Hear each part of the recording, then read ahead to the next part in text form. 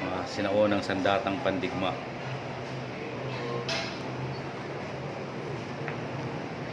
Gumamit pala siya ng kris. Meron siyang kris. Tapos meron siyang kampilan.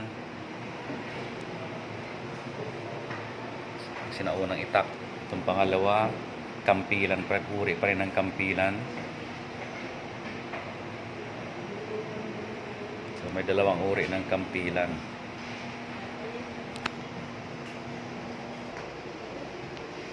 Tapos meron siyang tatlong sibat. Ito ang dulo ng kanyang sibat.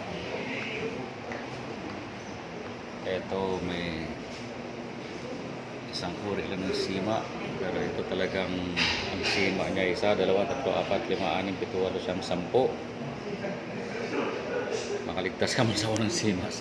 Pangalawa hanggang pang-10 baka hindi na. Tapos yung kanyang straight lang ang kanyang talim. Yes.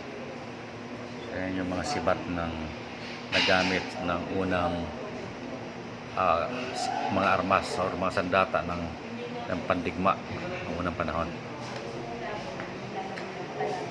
Ito yung lalagyan ng kris. Tawag sa Bisaya ay taguban.